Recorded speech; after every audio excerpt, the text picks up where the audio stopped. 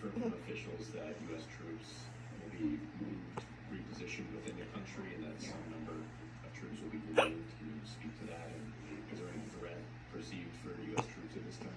Sure. So, in terms of Niger, there's no perceived threat in terms of any threat to U.S. troops and no threat of violence on the ground. This is simply a precautionary measure.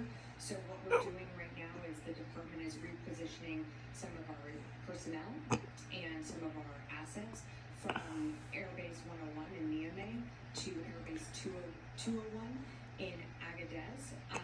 But that's just simply precautionary. Our force posture hasn't changed in Niger. Our position remains the same, that we hope that the situation on the ground gets resolved diplomatically, but we'll just re-emphasize that there's no immediate threat to U.S. personnel or violence on the ground. Is the U.S. conducting counter-terror missions out of the country at this point? At this time, we're still really confined to the bases.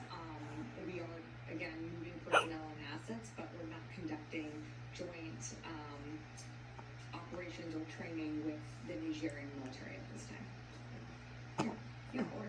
A follow-up, Niger, and another question. Sure. So why do this? What changed that the U.S. decided to move personnel and equipment if there's no perceived threat or no threat to U.S. troops? What prompted 6 weeks after the democratically elected government was overthrown the U.S. to make this decision?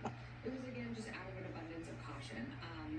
We felt that because our force posture is not changing within the country, but we felt that it just out of an abundance of caution for our personnel and for our assets in the area, that rather than keeping them close in Niamey, that it would be safer to move them out to Air Base 201 in Agadez. And so that's exactly why Y'all wanted me to talk, but I don't know what you want me to say. military planning to safeguard